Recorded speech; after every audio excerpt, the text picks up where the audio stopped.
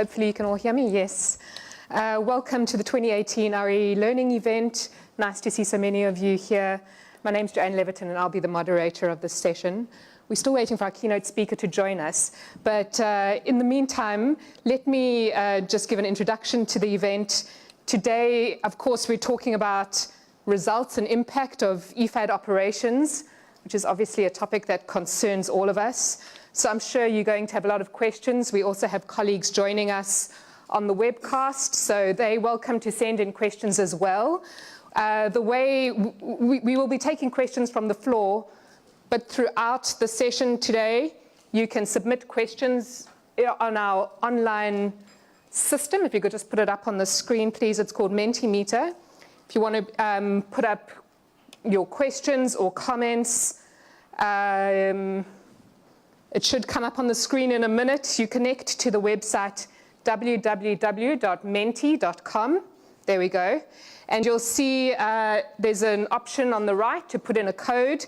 You see it up there, 314372. And then once you're connected, anytime through the discussion, you can submit questions or comments, and these will be integrated into the discussion as we continue today.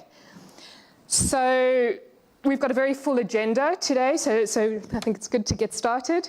We're going to start with, we're going to have first a keynote address from Kevin Watkins from Save the Children. There's going to be a presentation on the 2018 ARRI, and then a panel discussion. But first, I'd like to invite Oscar Garcia, Director of IOE, to the podium just to give us some welcoming remarks. Thanks. Thank you very much, Joanne. Good morning. It's my great pleasure to give you a very warm welcome to this learning event on the 2018 Annual Report on Results of IFAD Operations, the ARRI. As it's for me a great pleasure to see a number of board members among us and also colleagues from different departments of IFAD. I understand we are also connected with some country offices in the field, which is good because that enhances really the interest in learning. You know, evaluation usually puts more emphasis on accountability, but from time to time it's good to stop and reflect and collectively think about how to address the difficult challenges that we face in fighting against rural poverty. And for that, we have a special guest with us. We have invited Kevin Watkins, who is the Chief Executive Officer of Save the Children UK, but previously has led a number of significant and very influential global reports from UNESCO on the state of education, from UNDP in the Human Development Report, and also in the African panel.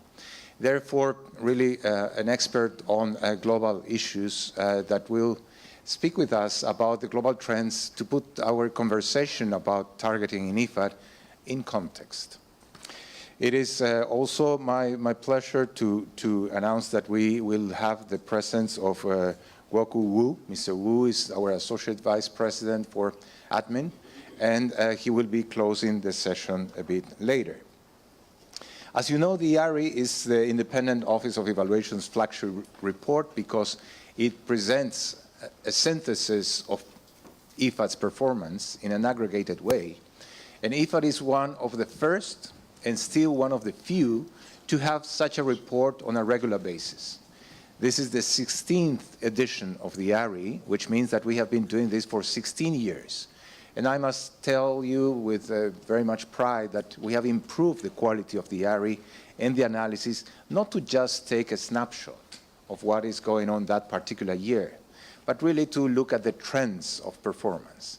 In that sense, you will have a brief presentation by Chitra Deshpande explaining the main findings and recommendations from the ARRI, and later on we will delve into the debate with our distinguished directors who joined us for this occasion on the implications of our targeting options and our targeting strategies. As you know, IFAD has committed to review, towards the Executive Board to review its targeting strategies in the context of the 2030 Agenda for Sustainable Development. Therefore, we think and we hope that this event will be timely.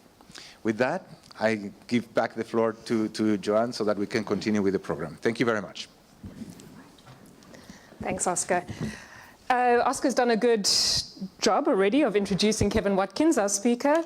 I'll just give you a little bit more of a background about him. He's the Chief Executive of Save the Children UK, formerly Executive Director of the Overseas Development Institute, and Senior Fellow at the Brookings Institution. His research focuses on education, globalization, and human development, and he's going to address the question, how can IFAD ensure that no one is left behind? Mr. Watkins, can I invite you up to the podium to give your address? Thanks. Thank you. Just leave it here. Good morning, everybody. Good morning. So let me say first of all just what a privilege it is to be here and to thank Oscar and the team for inviting me. I actually think that the issues that you're grappling with in this report and that you set out in this report, you can look at them in two ways. You can look at them in a way of, you're an organization, this is an organization that has tried to address through its program and its projects very specific objectives with respect to the rural poor. But I think the issues that are raised in the report raise far wider questions about where we are in the world with respect to the 2030 goals. And the fundamental question of how do we accelerate progress towards the 2030 goals on the basis of two absolutely fundamental foundations. One of them reaching those who are furthest behind and ensuring that they move faster than the rest of society, and achieving the goals whilst remaining within the sort of ecological constraints that we're operating in. And I think those twin principles of the Sustainable Development Goals, they're actually a defining challenge for our generation. These are not IFAD challenges, but I think the IFAD report provides some very important insights. So what I wanted to do was just to take a step back, because I know you're all desperately anxious to dive into the minutiae of impact assessment issues, but I want to step back a little bit and provide a bit of a bird's eye view on the context for this work, and then give you my take on some of the big challenges that are addressed. So first of all, let's reflect on the 2030 goals adopted a few years back. And in the preamble to the rather long list of goals and targets is a very clear commitment to leaving no one behind. But attached to that is a very specific commitment, which basically says that progress towards the goals will be most rapid for those who are starting furthest from the goals. Now, that's a great thing to say quickly. That's a little bit like we hold certain things to be self-evident, like happiness, fresh air, and all of that other stuff. But to propose that countries around the world ensure that social progress is more rapid at the bottom of the pyramid than in the middle or at the top is a big deal. Because let's face it, that's precisely the opposite of what is happening in most countries at the moment. So I think there's one question of holding governments to account for that commitment. The second is to achieve, as I said, the goals within the ecological parameters, the fixed ecological parameters of the world we live in. The fixed carbon parameters, the fixed water parameters, the biodiversity parameters, and so on. And if you look at where we are now in relation to the goals, there's good news and there's bad news. So the good news is the extraordinary progress that has been achieved in so many areas. And without wanting to rattle off the full list, if you went back to 1990, 2 billion people in poverty, 35% of the world, now down to 10% and 780 million, roughly, or whatever the precise number is. In the last 15 years, we've seen out-of-school numbers for primary school-age children come down from over 100 million to around 50 million. Extraordinary progress. we've seen child mortality rates almost halved. Now, these are advances in the human condition that are without precedent historically. So as a sector, we are a bit of a bad news hub. You know, like I work in an NGO, and a lot of the communications that we put out into the public domain is bad news communication. You know, Yemen, Somalia, and many other things. But we should bear in mind that the backdrop is one of extraordinary human progress. But to say that is not a cause for complacency would be a massive understatement. And let me give you a few reasons why.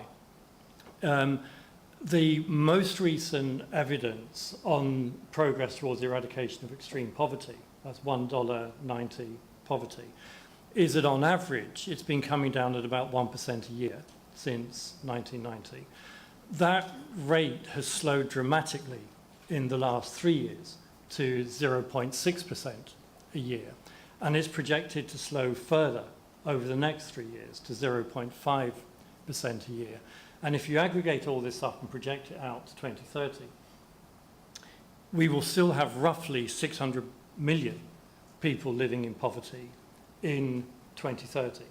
So that's the world that we're heading to. It's a world that is enormously off track on the eradication of extreme poverty. If you take another indicator which is closely associated with extreme poverty, childhood stunting, at around 170 million under 5-year-olds who are stunted. That number is coming down incredibly slowly. And there is essentially, we will be very lucky to get to an extreme stunting rate of less than 20% by 2030. The commitment was for zero extreme hunger by 2030. So we're massively off track for that objective as well. Now, how does all of that relate to the core mission of this institution and to the issues raised in the targeting report?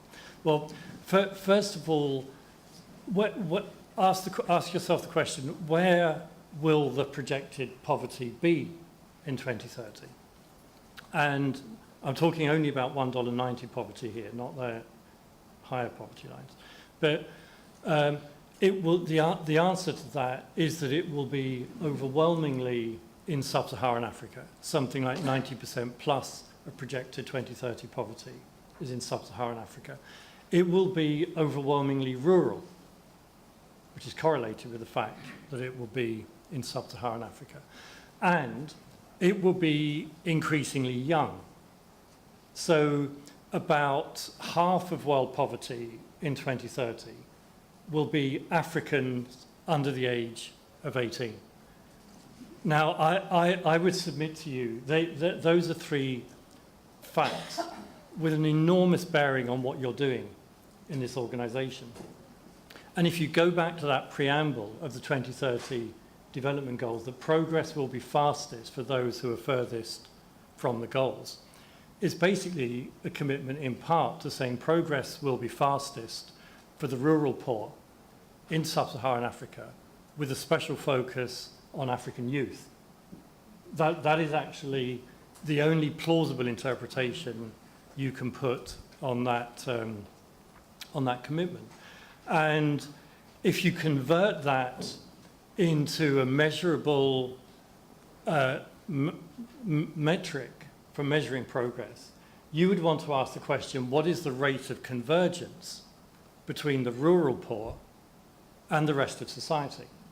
What is the rate of convergence with respect to access to basic health services for the rural poor in Africa and the rest of society, and in other parts of the world as well?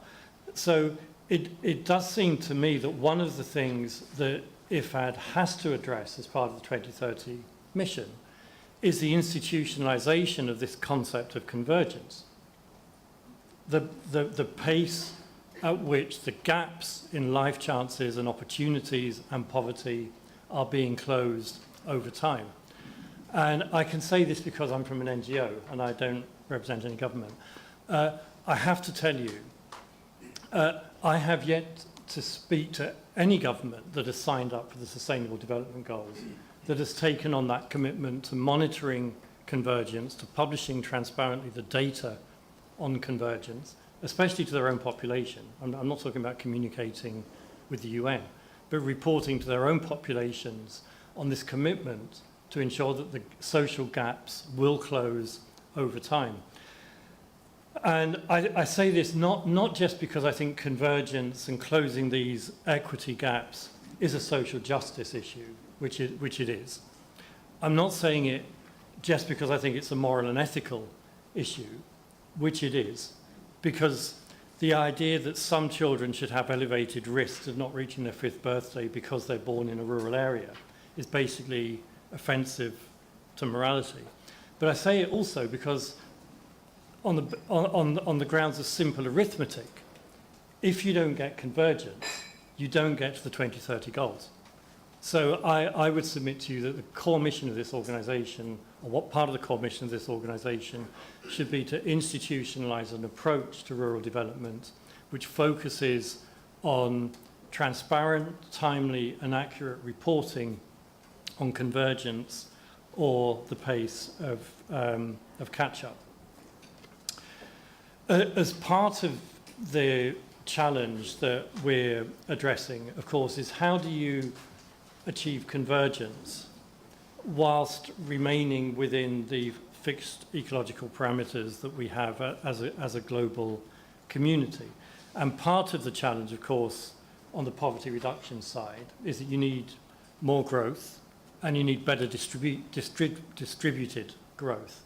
The poorest 40% have to capture a rapidly rising share of future growth. But we know that growth is one of the factors that is driving us towards an unsustainable ecological future. And that's not just a global challenge, because if you look at the way it plays out country by country, as population pressure, growth, the development of more water-intensive crop agriculture, and so on, the way that it plays out is in conflict, is in the form of conflict over access to natural resources, water and land. It plays out in the form of the reduction or the collapse of biodiversity in many countries and excessive pressure on forest resources and so on. And when tensions arise over access to natural resources, power is an incredibly important determinant of the distributional outcomes. And the challenge for many poor rural communities, certainly in countries that we're operating, is that the access of these communities to the natural resources in question is often informal. And as the value and the return on those resources goes up, informality is a very weak protection against the claims of more powerful groups, whether it's large-scale commercial agriculture, or urban interests or industrial interests. So that's just to set a little bit of context. The second thing I wanted to touch on was just to look a little bit at the framing of how we think about the rural sector in development. And although I did greatly appreciate Oscar and the team inviting me to do this, when I started preparing for it, I went back to things that I haven't read for an awful long time, which, you know, some of these Faye Ranis and Arthur Lewis models, Gail Johnson, David Mellor, and others, who have actually shaped how we think about rural development. And, you know, we're all, Keynes once said every finance minister in the world is captive to a defunct economist they've probably never heard of. It's also true that all of us who work on rural development are in some way captive to people who have framed paradigms for thinking about human development. And if you just run through that list of authorities that I've mentioned, one of the common features, and I know I'm simplifying a little bit here, is essentially that the rural sector is a sort of residual. The rural sector is prompted into change by what happens outside of the rural sector. So, if you think of the Arthur Lewis model, that basically the role of the rural sector was to provide the surplus labour that could support the industries of fast-growing urban centres. And there was an assumption that you could transfer that labour essentially at zero cost because marginal productivity in agriculture was zero. And therefore you could transfer this labour, and as the urban sector took off, it would eventually start having a sort of impact on rural wages and rural productivity. And as that evolved over time, people like David Mellor started focusing more on the linkages. But again, the rural sector was a sort of residual. It would be responding to demands from industry. And I would say that since David Mellor, who, let's face it, was setting all this out in the 1970s, it's really been the same sort of framing in one form or another, with the exception now that there's a recognition that the old tradable versus non-tradable paradigm is being played out in a globalized context with the emergence of global supermarket change and opportunities for value added and so on. But the core idea is that rural development is about managing the response to these externally driven opportunities, whether from international trade, urban sectors, or industrialization and manufacturing. And I would say at the heart of that way of thinking about rural development is a basic idea that growth trickles down to the rural poor.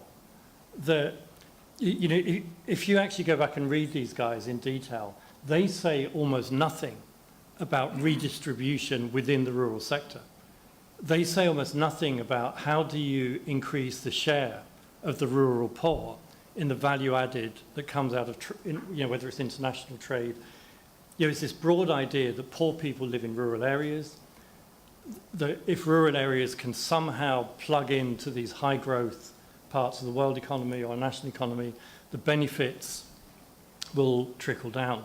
And I actually think that's an ongoing tension that you've picked up in this year's report, that, is the solution to that sustainable development goal challenge of convergence, of ensuring that the poorest progress at a faster rate than the non-poor, is that about some form of applied trickle-down economics, like, let's put in place a rural infrastructure, let's increase the ability of the higher performing commercialized rural sector to get a better deal out of supermarket chains, and the benefits would eventually trickle down through, whether it's through rural wages or some off-farm activities?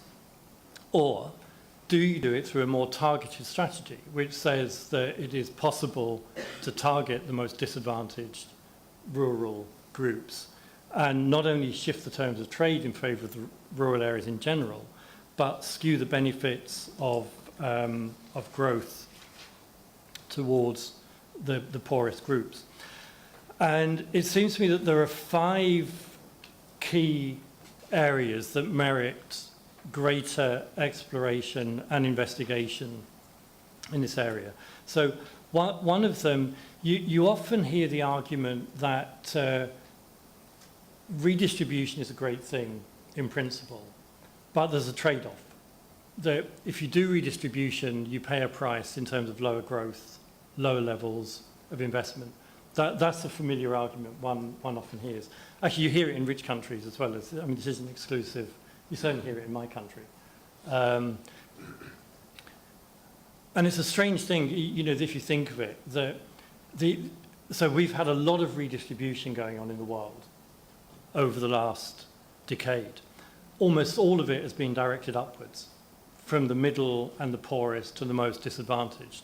And no one's ever raised any concerns about the negative effects on growth of redistribution in that direction, even though actually even the IMF says that's a serious concern. The second you start talking about redistribution in the other direction, all bets are off, bad for growth, bad for social stability, bad for investment. So I think redistribution is a key part of this. Now, one of the key redistributive devices that we have available is social protection. And there have been extensive reviews by the Overseas Development Institute and many others on the record of conditional and unconditional cash transfer programs in sub-Saharan Africa. And I would say the weight of evidence points unequivocally to the fact that, done in the right way, it's possible to do redistributive social protection in a way that raises productivity, that reduces the risks which diminish the ability of poor people to pull out of poverty, that builds the assets of the poor in a way that is conducive to poverty reduction and growth over time through multiplier effects. And yet this is still a very heavily underutilized tool, especially in sub-Saharan Africa, where I think only around 15 to 20% of the population typically have secure any form of benefit from a social protection transfer. So I think this is one of the areas where we need to stop thinking of social protection, as it were, as a welfare transfer, as just a welfare transfer, and start thinking of it as a productive investment that will make it possible to accelerate the rate of progress at the bottom of the pyramid. So that's the first area. Secondly, but relatedly, the reality is that given the fiscal position of most governments in the countries that we're talking about, the low-income country governments in particular, there is quite weak redistributive capability. I mean, there is redistributive capability, maybe 1% of GDP or something of that order. But the far bigger effects in terms of redistributing opportunity come from basic service provision. Now, the World Bank has just launched the Human Capital Project, which is an important project. It focuses on 3 areas, which is stunting, child survival, and learning, 3 critical aspects of human capital formation. But it currently looks only at the national average. So it doesn't ask the question, what is the distribution of human capital behind the national average? I believe it's the intention of the bank to do that in future iterations. And I think once we start getting that data in a more systematic form, it begs the question, and this goes back to my convergence point, if you want to equalize opportunity for children born into rural areas who are accounting for a growing share of poverty, what is the public spending approach that is conducive to doing that? And we've done quite a lot of work on this in Save the Children. And the thing that we find consistently is if you draw a map of a country and ask a very basic human capital question, where is the greatest risk of a child not reaching their 5th birthday? We think of Kenya, just to say one example. So the greatest risks are overwhelmingly concentrated in northern Kenya. That's where the risks are. If you then overlay that with a public expenditure map and ask the question, where do the resources go? Where does the public spending go? It's almost inversely correlated. So the lowest per capita spending goes to children with the highest risk of not making it to their 5th birthday. And it's roughly the same story in education. It's a bit different in nutrition because of targeted interventions. Now, many years ago, Amartya Sen wrote a very good article on disability, actually.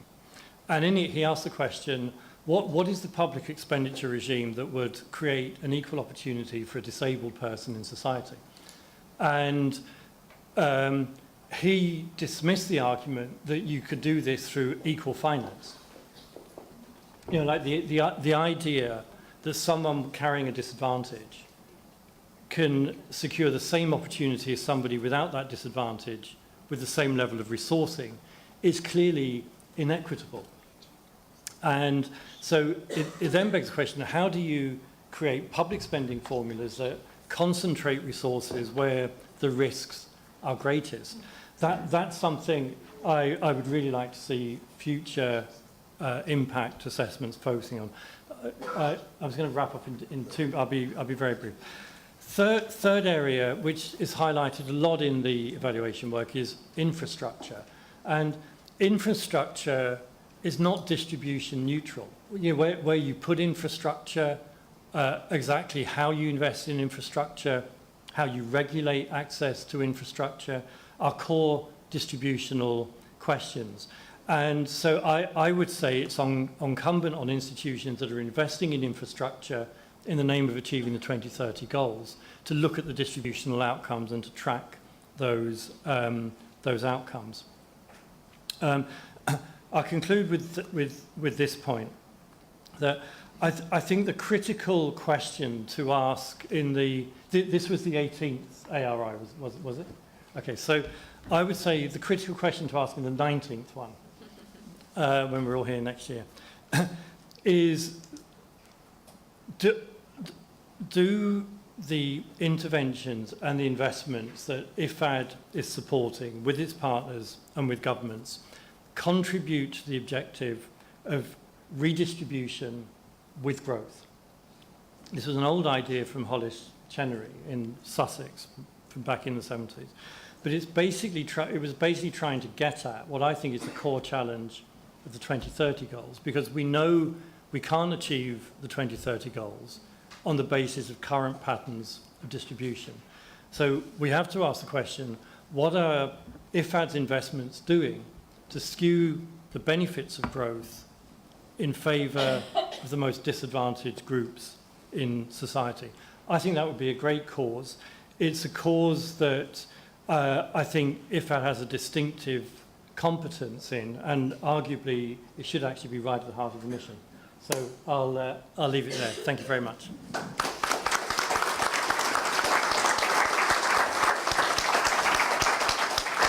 Thanks so much, Kevin, for giving us that overview. Can take a seat. Giving us an overview of where we are in the world and reminding us that we are massively off track on reaching the 2030 goals, which is a very important context to note, and also to provide that challenge to IFAD to institutionalize the convergence and close these equality gaps. I'd like to now call on Chitra Deshpande, who's going to go into the nitty-gritty of the actual report and present some of the highlights. Thank you.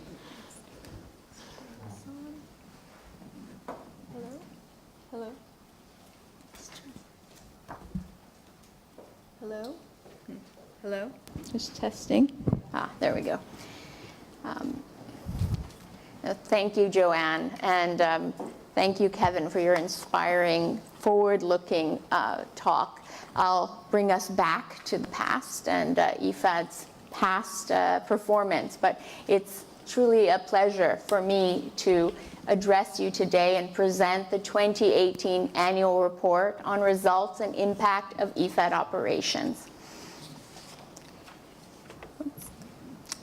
Overall, the majority of IOE ratings are positive between 2007 and 2016, with 76% being moderately satisfactory or better.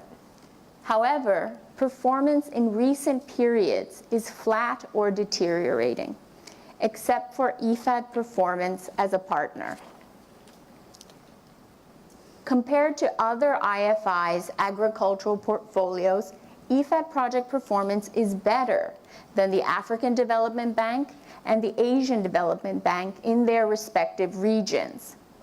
In Latin America, IFAD performance is on par with the World Bank, whereas in the Near East, North Africa, Europe, as well as globally, IFAD project performance is slightly lower than the World Bank. Based on IOE ratings, performance is below the IFAD 10 results measurement framework targets, except for adaptation to climate change in green. That said, 5 criteria in blue are only 10 points away: innovation, scaling up, environment and natural resources management, rural poverty impact, and government performance as a partner. However, 2 criteria, gender equality and effectiveness in orange are 11 to 15 points away, and sustainability of benefits and efficiency are still over 20 points away in red. For efficiency, which remains the weakest performing criteria, the key constraining factors are delays in startup and implementation, long procurement processes, and high staff turnover in project management units. Better results are achieved with low project management cost ratios, limited staff turnover, and good partnership arrangements with government. The trend in sustainability of benefits is flat, with a slight recent dip to 61% in moderately satisfactory and better ratings due to the absence of exit strategies, strategies with limited market orientation, and late disbursement resulting in delayed implementation. We now move from project portfolio performance to country program evaluations, which assess non-lending activities. Overall, only 69% of ratings are positive between 2006 and 2017. Although performance improved since 2006, progress is limited with declines in partnership and country-level policy engagement since 2009.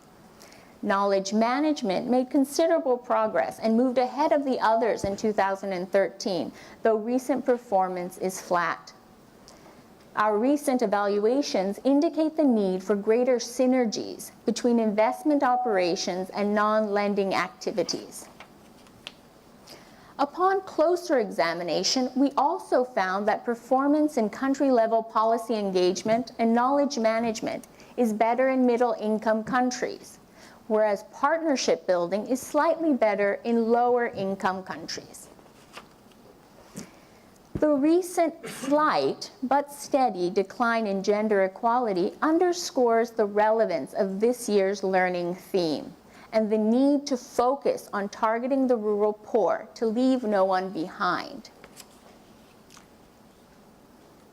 The learning theme highlights the importance of strong targeting to reach the extremely poor in rural areas through its 5 findings. But before delving into the findings, I wanted to review IFAD's targeting policy, which defines poverty as context-specific, multidimensional, and based on national poverty lines. IFAD target groups are rural people living in poverty who are food secure in developing countries.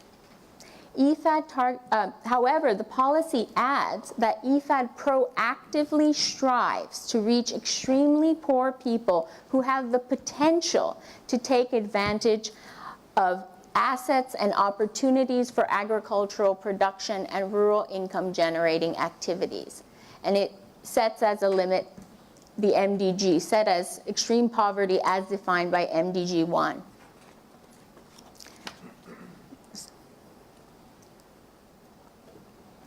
With the targeting policy, leaving room for interpretation, IOE found a lack of consensus on IFAD's targeting group and the strategies needed to reach them. We found that IFAD's commercialization work tended to target better off farmers with assets rather than poorer households. For example, a project in Georgia, the program leases went to medium and large agro-processing companies and none to farmer groups. Therefore, we find a need to strike a balance between market-oriented and poverty-focused projects and components. The second finding is that effective targeting strategies are informed by robust poverty analysis. This entails differentiated analysis of marginalized groups such as women, youth, and indigenous peoples, and strong contextual analysis to develop realistic, clear, and practical targeting strategies. Targeting strategies must also be flexible, though costly in time, are effective for selecting the poorest locations and households. Monitoring is also essential to make any necessary adjustments based on changes in the groups or contexts. However, this requires investment in systems and capacity development. Finding 4 confirms that reaching the poorest and last mile is costly but essential to achieve IFAD's mandate and the SDGs. More time and resources are needed to design and implement projects that target marginalized groups in remote areas. Therefore, the pursuit of efficiency may push targeting away from the poorest and most vulnerable people to those with the resources and capacity to leverage IFAD investments. Finally, government commitment and partnership are important to reach the poorest of the poor. Government commitment to prioritizing rural poverty reduction allows IFAD to work in areas where marginalized people live.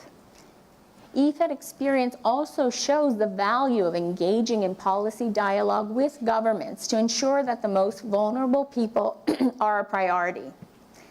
That said, meeting the needs of the most vulnerable may best be done partnering with organizations that are better positioned. An example was, of course, our partnership with the Belgian Survival Fund, which was very successful in providing basic services.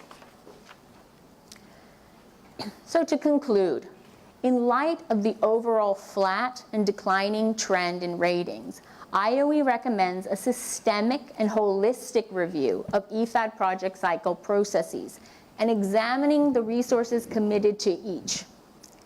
Given the importance of targeting strategies to IFAD's mandate and project performance, we further recommend revisiting IFAD's targeting policy and guidelines, developing appropriate targeting strategies based on differentiated analysis that are flexibly implemented, establishing strong M&E systems that tap into local knowledge through country partnerships, and ensuring sustainability with exit strategies that include beneficiaries and projects with sufficient duration.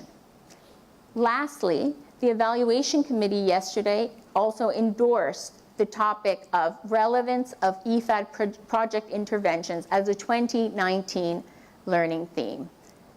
So thank you very much.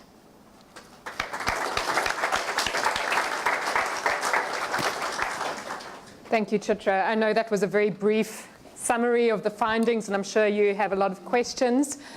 What we're going to do first is go to our panel. We've got some directors with us now to go into detail about their response to some of the issues. And there is going to be time for questions afterwards for the panel and for Chitra if you have questions about the findings themselves. Please remember to use the menti.com. That will come up on your screen in a bit to post some of your questions, and we'll integrate those into discussion as well. So if I could just request a bit of a chair swap to call up our panelists. Lissandra Martin, Director of WCA, Margarita Astraga, Director of ECG, Fabrizio Filoni, sorry, if we can just move up, I'll sit here, so just one more up. Fabrizio Filoni, Deputy Director of IOE, and Khalida Bouza, Director of NEN. Thank you all for making time today. We're going to keep your answers short so that we have enough time for discussion and questions and answers. But let's start with you, Lissandro, and talk about the overall performance. Because as we've just heard from Chitra, the ARRI found flat and declining trends in the last 3 reporting periods. So why this kind of declining performance, and what can be done to stem this and hopefully reverse it? Thank you very much, and good morning, everyone. Excellent presentations and discussions. It's not an easy question, and even less in 5 minutes. But what I wanted to say first is that I actually Chitra, when she started, she said, let me take you back to the past and evaluation and past performance. And we do know that, and you will agree with me, that the past is actually a good predictor of the future, no matter the methodological aspects that we always have to discuss with you, that you are looking behind and we have made changes. The reality of why it's a good predictor is because people keep behaving the same way, no matter the changes that occur in an organization. I was reading a couple of days ago that 70% of the Fortune 100 companies have reporting change process in where everything changed, but the behaviors were the same and the results continue to be the same. So what I do hope that with some of the answers that I will give you, we will have in mind that when we talk about quality, it's not about changing formats, templates, documents. It's actually changing the way in which we engage with these operations. There are many angles that I can take on how to improve quality, and our Associate Vice President has requested that all of us, actually the regional directors, develop regional action plans to improve quality. My region, WCA, appears to be the region with the lowest quality by far in all the indicators that we look at. So, but let me take a more portfolio and broader perspective. A couple of 3 or 4 issues from the portfolio of IFAD that I think that need some reflection. The good news is that we have been reflected about them for almost 2 years now, and several of the changes go in that direction. Number one, to me, on the issue of quality, is that we still are, as many other IFIs, we still have a stronger culture of approvals. Our main incentive as an institution is to deliver the approval of new operations. And this is common in the World Bank and in many other places. This means that when you look at the ratings for quality, they are actually pretty good at design. Our quality assurance people say, you do good designs, but the quality diminishes as we move through the project cycle, is lower during implementation and even worse at completion, because the entire incentives are driven to getting the right operation at the design. There are a lot of changes ongoing in IFAD that are driving us in the opposite direction, trying to strengthen more implementation and results at the end. Second point that I would mention is, and this is something that our data has shown by your data in IOE as well, I think that as the world became more complex and the financing in many sectors continued to grow and the financing in agriculture did not grow, our operations remained relatively or too small for being relevant in many country contexts. With small operations, but in the context of IFAD, again, bigger operations will always be small operations, but too small operations do not get the attention of governments and partners. We have data from SKD that shows that bigger operations disperse faster. We have data that bigger operations have better M&Es. We have data that bigger operations are correlated with better results. Again, a lot is ongoing in IFAD 11. We have reduced the number of countries so that our allocations per country grow, and we are reducing the number of projects so that our operations are more sizable and have a better likelihood of better quality and results. Let me, given the time, I will only mention 2 more very quickly. My third point overall that is very well captured, I think, in the reforms of IFAD 11 is sluggishness. I think that we said very often that it takes apparently or approximately on average 10 years to come up from a concept idea and then fully implement an operation. In the span of 10 years, there are a lot of moments, particularly at the beginning of the project cycle, where not much is happening. And you talked about it, and efficiency and the importance of efficiency on quality. Not only your assumptions change completely after 10 years, the interest of government and the governments change, the costs of the project change, and we know very well that time overrun is correlated with poor development outcomes. Again, a lot in IFAD 11 to accelerate the agility of operations, focusing on disbursements, shortening the design time, and making sure that operations are overall more efficient. My final point is on something that we said already 2 years ago. I was noting today that it's exactly 2 years ago that we developed the Development Effectiveness Framework. And one of the issues there when we analyzed our quality was that operations were not sufficiently focused on having an evaluative structure. There were good identification of problems, but not a significantly strong correlation between problems and solutions that were chosen. And clearly the entire M&E and log frame and theory of change were a secondary concern. I think that the right is showing that that is improving significantly. And one number that I wanted to remember as well, that we do know that projects that have a strong M&E systems correlate highly with positive development outcomes and have the same effect that actually excellent supervision on outcomes. So supervision and M&E are apart, and I think there are a lot of reforms in IFAD in the direction of making sure that we improve our ability to manage for results. I leave it there as a teaser so that you can continue. Thank you so much. I think that's a good look at overall performance and what we're doing moving forward with the current reforms to try and address and stem this decline. Now, Margarita, maybe we can hone in and look at one specific result, which was the performance in gender equality and women's empowerment, which has traditionally been really strong, but recently it has declined. So how would you explain this decline, and what would you recommend for future improvement? Thank you, Joanne, and thank you, and congratulations to IOE for organizing this event. We have, of course, been reflecting a lot on this question, and because we all know that IFAD has a very well-established history working on gender equality and empowerment. And it has been at the center of our mandate for quite a while. However, we also know that the policy was only adopted by the board in 2012, and the markers were only defined in 2013, and started implementation in 2014. So, furthermore, the action plan was prepared in 2015 for 2016 and 2018. So when we were looking at the ARRI 2018, of course, we were surprised of the results. Because if we consider the results of 2017 and the results of the RIDE, it was difficult for us to understand why is this, because this goes sort of against all what we have said and seen and read before. So I would say that one of the main reasons links with what Chitra I almost finished with, government commitment. Because if we look at the projects, more than 55 projects that were taken into account in the ARRI, we see that almost half of them were designed in the 90s and in the early 2000s. And we have improved a lot since 2005 our design of projects, including gender assessment, gender equality, gender empowerment. But even with those that have been designed after 2006, at the end of the day, the implementation is in the hands of the governments. We do, as Lisandro said, then we do special efforts in this design process, ensuring that we are recommending what has to be done.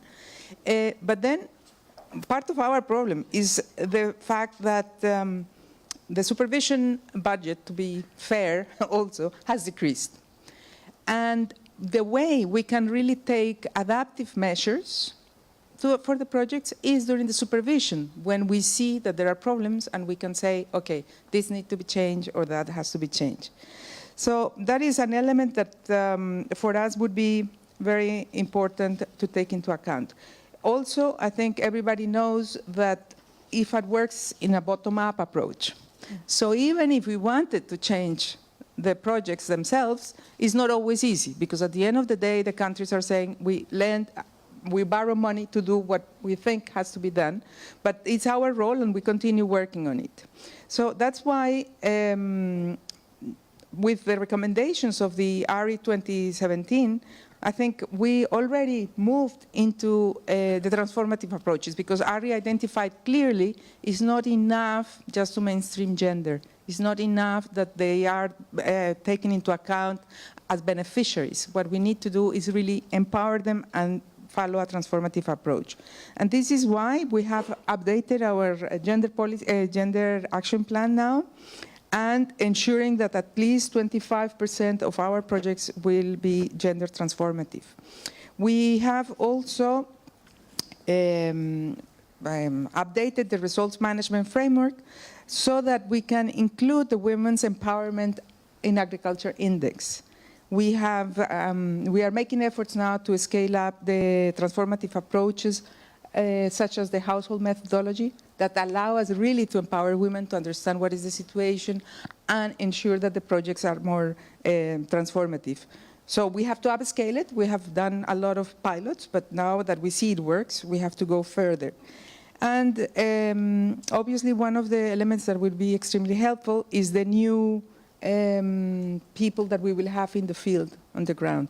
So we know that maybe when we hear all this good news, maybe we don't, which has been the trend, the good news, we don't worry so much. We take measures, like with the ARRI recommendation of 2017.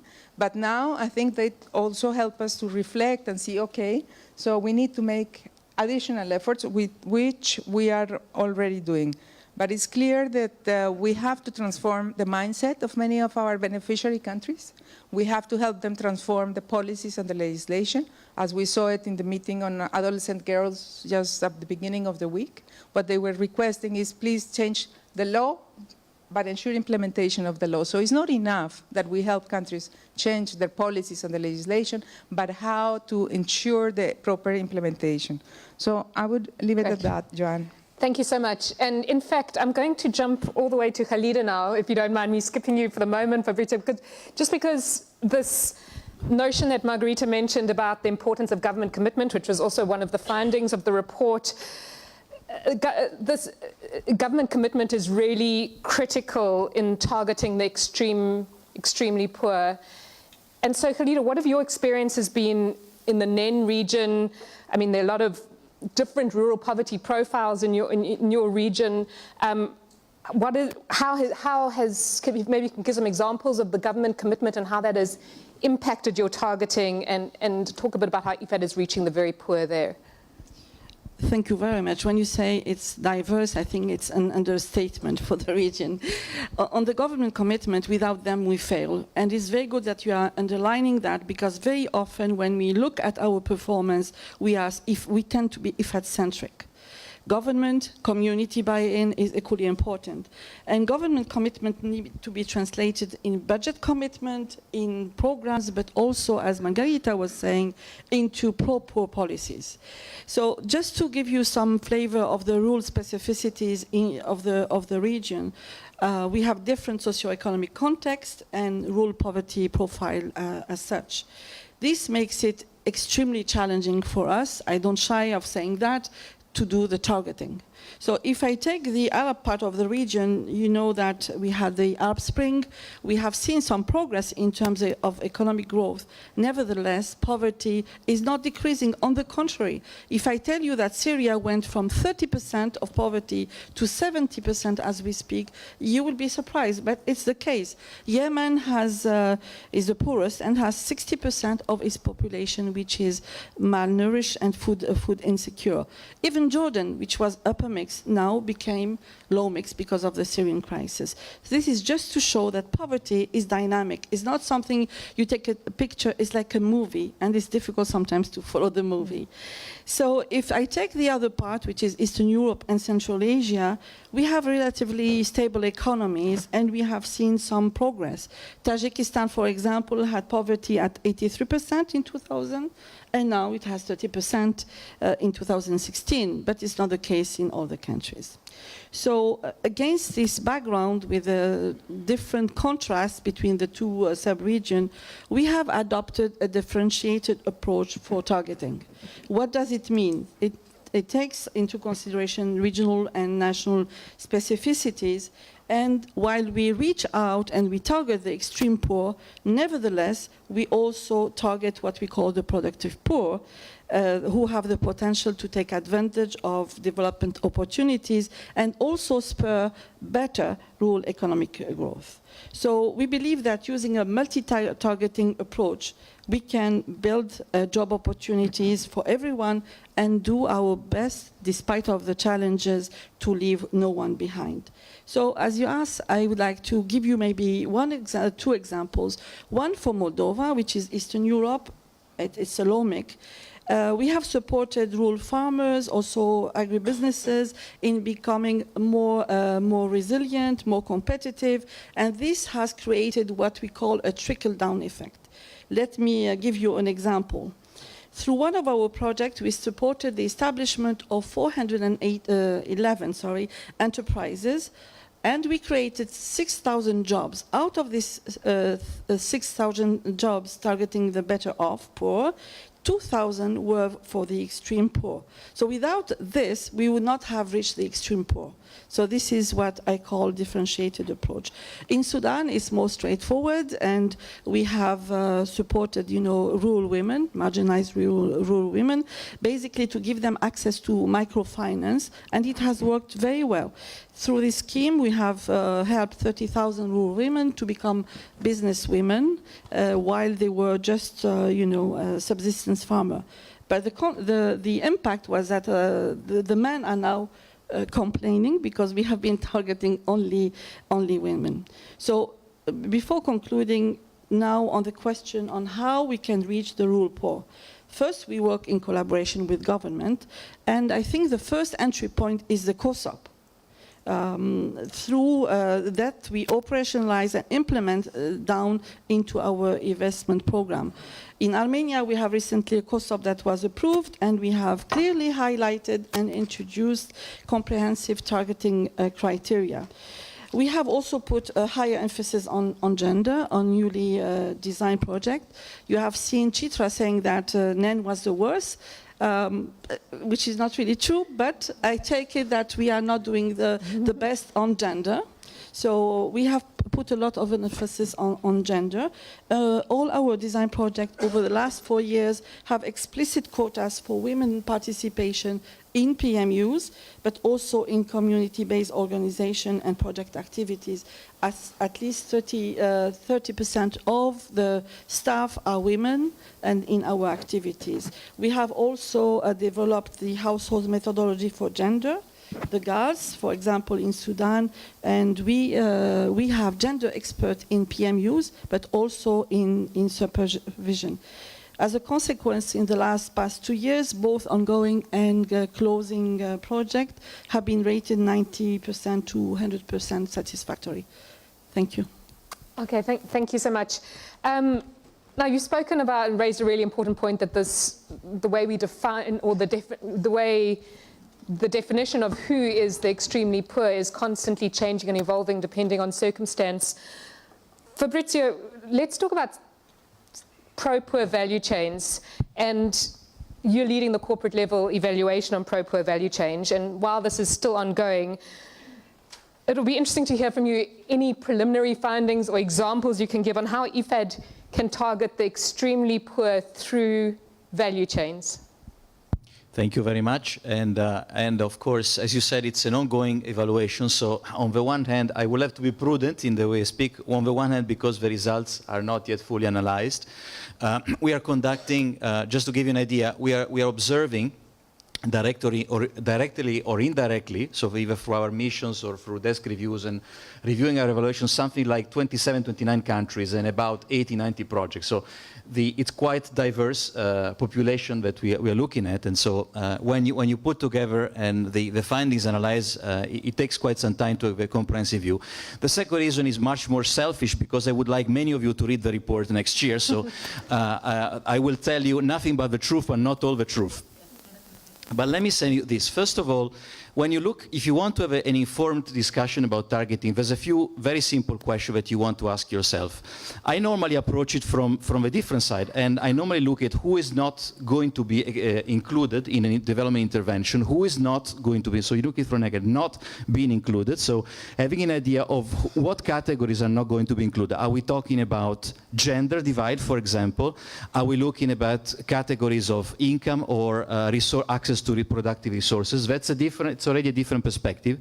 And the second question is, why is this not happening? What are the mechanisms that generate the fact that some are excluded? I think if we cannot respond to these two questions, I think the discussion on targeting cannot be really very well informed. And these are questions that need to be asked at the time of project design and all along the project implementation. And I think these two are quite fundamental. There is a sort of perception that the fact of moving towards value chain type of projects may reduce the attention to poverty. Now, I think what certainly is true is that moving towards value chain project increases the requirement for an analytical strength in the design. There's much more analysis to be done. You need to have an idea of how the value chain is working, what are the main stakeholders, where are the weak points, and you have to look much more at the market perspective versus just looking at simply production, which was the case in the sort of old style, if I may say so, traditional project. And then you have also still to look at targeting issues. So it's much more analysis that needs to be done at the very beginning. And I think what I can share with you is that we do, of course, I will not be able now to tell you what the final, the general findings are, but I can certainly see that we have a number of examples where either working on through a value chain perspective, it was possible to reach very poor households. And I think, so it's a sort of message which it is possible, first of all, because we have seen it, and so it is possible. It is, a second thing, I think we have to, in a way, sometimes abandon a type of paternalistic view that we have, because very poor people are extremely capable, have the capacity to be innovative and imaginative, which is extraordinary, and nothing less than the word they use, nothing less than extraordinary. It's just a matter of looking what are some sort of basic enabling factors that may need to exist. And these factors may have to do with very basic, simple access to infrastructure services, minimum level of health, and because they determine the labor productivity of labor, for example. And so there's a number of basic enabling factors that need to be satisfied. It might be that in a certain areas the sort of beneficiaries are ready to be assisted through a value chain project. In our case, they are not. And so you may need to adopt a longer term approach where you first deal with basic assets and endowments. And then later on you look at more aspects and linking with value chain. But you also do sometimes need a very simple, very basic analysis on what type of commodities you're working on, because in many cases the barriers have to do with the initial investment that are required in order to perform on certain production. So looking at you need in some cases that looking at commodities that don't need, they're not intensive in land, for example, they're not intensive in capital, but they're intensive in labor, which is sort of which the poor are typically better endowed than other productive factors.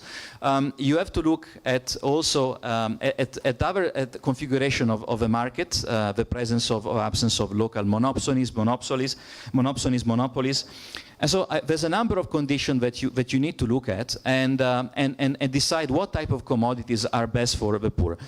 I would also like to say that in some cases what we did see is that there was a bias against poorer groups because either the design was not in-depth enough, had not asked the right question, or because the implementation was lagging behind, and therefore some shortcuts have been taken, such as connecting with processors and markets only those farmers or producers which were already doing so. So going into certain strata because it was easier, because the results could be gained faster. And so there's a big issue here on the time, on being realistic within IFAD, on the time that it is required to work on value chain. It might be long. It might be longer than one single project phase. It might even take 2 or 3 phases. Let's be realistic about it. Let's be prudent. And I think it's also a matter of thinking at the design of what is the best choice of commodities, and also looking through it during implementation, because as the colleagues have said, at the end of the day, it's not us implementing a project, it is the government. Thank you. Thank you. There have been a lot of questions and comments that have come up on the Mentimeter screen. I'm sure you've all been panelists also. Please look at them and see if there's anything you directly want to respond to. Lysandra, I'm going to go back to you because actually there are quite a few questions aimed just at you. Maybe what has come up here is talking about efficiency, and efficiency, by improving efficiency, is it at the expense of the really extremely poor people who are often in the more remote areas that are more difficult to reach? And that leads on to some of the other questions which are around project duration and the limiting of the project duration. Does that allow us to reach the extremely poor? You spoke about sluggishness, but don't we need a longer time frame to reach those in the more remote areas? Thank you. Yeah, I knew I was getting myself into trouble with those issues. So I think, number one, I mean, one of the reflections after Fabrizio spoke to me is that the time to achieve ultimate results, it doesn't necessarily have to coincide with the time of your operation, as you spoke very clearly. And I think we make that mistake very often. I mean, ultimately, to take people out of poverty might take a couple of operations that we need to do, might require more of a programmatic approach. The issue that we have is that we have this tool that we call projects that we need to manage very carefully if we want that projects to produce the intermediate results that will ultimately lead to the elimination of poverty. I find it, I mean, it's quite difficult to believe that in an operation of 5 years, you are going to take a complete area of a country out of poverty. But I think we need to manage the tool very carefully. When we talk about efficiency, and when you talk about efficiency, you were, I mean, I prefer the less popular word of value for money than efficiency, because it's when you bring the value side into the whole concept. When we talk about value for money, one of the concepts is equity, and clearly understanding that no matter what decisions we make in terms of lowering costs or lowering time, they cannot be at the expense of the ultimate population that we want to reach, that we know, as you said, are more expensive. There was a specific question on the time of the operations. And one of the things that we want to tackle is that for the first 2 years of an operation, nothing much happens. So really, when we say that we are implementing a project in 7 years, we're actually implementing a project in 5 years. And what we want to do is, let's say, bring the entire project cycle forward. One of the first actions on that, on the new design process, that was also a question, is to make sure that you put everything in place so that the project is readily implementable when the operation is actually approved by the executive board. They are discussing in a couple of weeks our new project preparation facility. I think we call it faster implementation for project startup, so that we make sure that we eliminate that gap of 2 years while we are waiting for things to happen.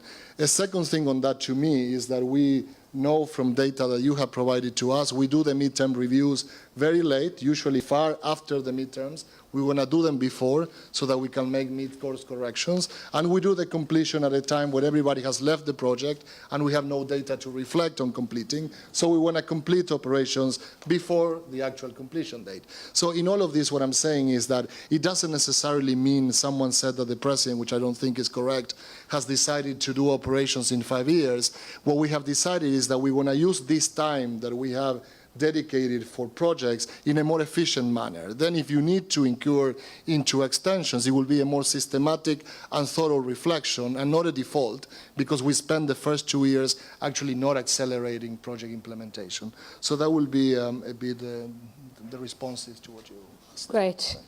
Thank you.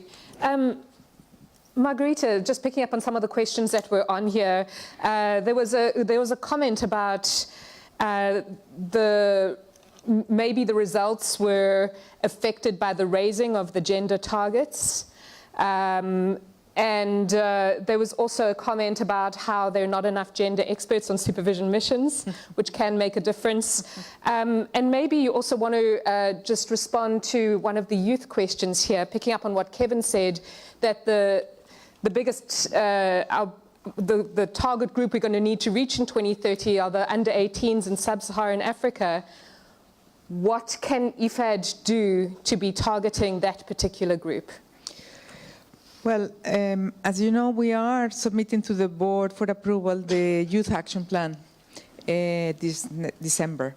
And basically, it links also to the question on sub-Saharan Africa and interventions that we may have in sub-Saharan Africa.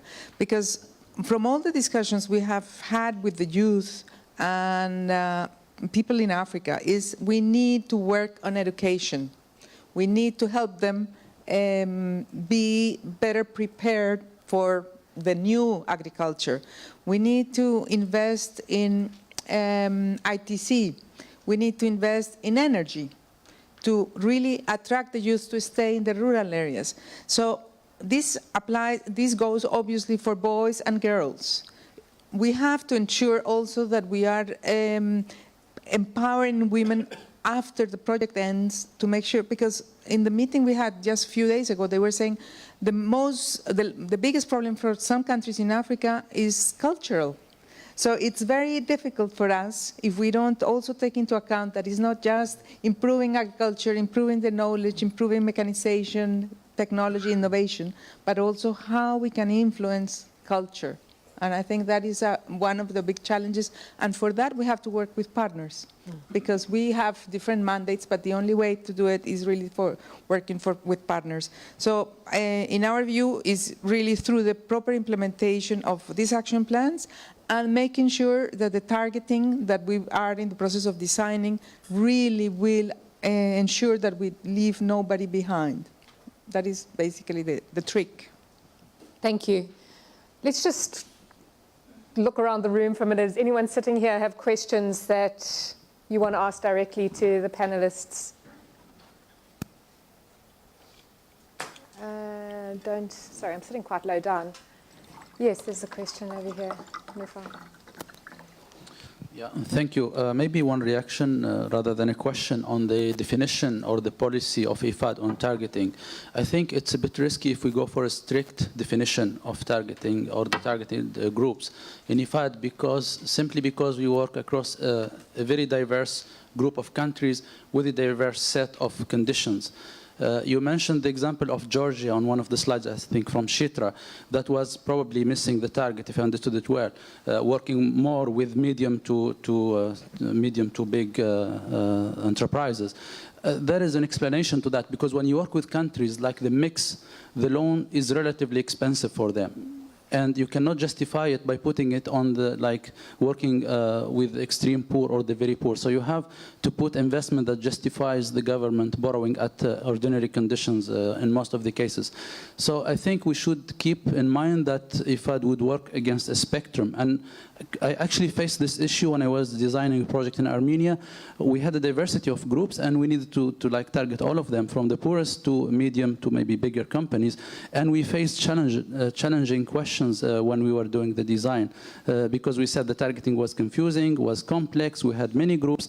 So it really, it's a big question on how we really put that spectrum in a design. Thank you. Thank you. Does anyone want to respond to that? Maybe Khalida, do you want to say anything more about that? Yeah. Maybe. Maybe also, I mean, you can react or add on to that if you wish, but there was also specifically a question to you here about the trickle down to the extremely poor in your region, and what kind of mechanisms can be in place to ensure that that trickle down happens. Yeah, maybe I could also react a bit of what Naufal was saying. And to go back to the ARRI, when I looked at the Georgia case, it was done in the late 90s, so I was not here, I cannot think. But the CPM at that time had a management, the MAT, was saying gender is not applicable, because it was an infrastructure project. So I think also targeting is we need to take the nature of the project into consideration. Without answering your question, I want to say something else, and then I will address your question. I was recently in Tunisia and we had a long debate about targeting, about poverty. What is your poverty? What is my poverty? And what came out is that the government itself was not able to say precisely how they define poverty, where the poverty was, and they asked us to do a poverty mapping that we will not have the resources to do, but it's another story. So this is, I think, also something I wanted to add. On the trickle-down effect, I think, it's the way we have fixed targets, we have allocations in terms of percentage, how much should go to the poorest of the poor, and we create jobs through additional investment.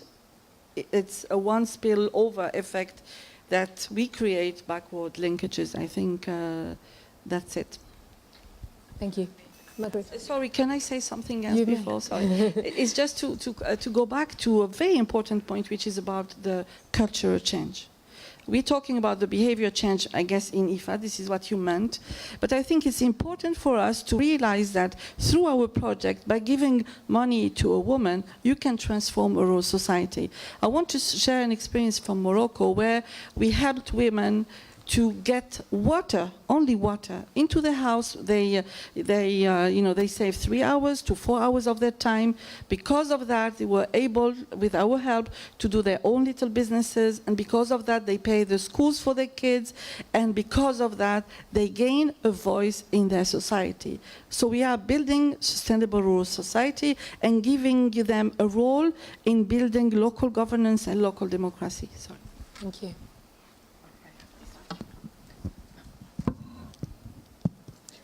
Yes, I just wanted to refer to Naufel's message, loud and clear, on targeting. Because, in fact, we understand that this is an issue that affects our work and our future. And, of course, we know our aim is leaving no one behind. So we have to make sure that we are targeting the poorest of the poor, the disabled, the youth, the women, the girls, and that's why we have established a task force, a working group from the institution that will be helping us in designing these new targeting guidelines. For example, we say when we look at the targeting guidelines and when we want to criticize them, we say, oh, there is nothing about youth, for example. So we need to really make sure that we are analyzing the targeting, what needs to be done from many different perspectives, and that's why everybody, almost all PMD and SKD will be part of this effort preparing the targeted guidelines. And when we are more advanced, of course, we would love to have comments from IOE so that we have a very strong proposal to be submitted to the board later in 2019. Thank you so much. Fabrizio, you wanted to add something? Yes, just one note. I personally don't like too much the expression trickle down, because the effects don't necessarily trickle and they don't necessarily go down. So, there's an issue there. I think in many programs and projects there are a lot of indirect effects and multiplier effects. Indirect effects doesn't mean they're bad.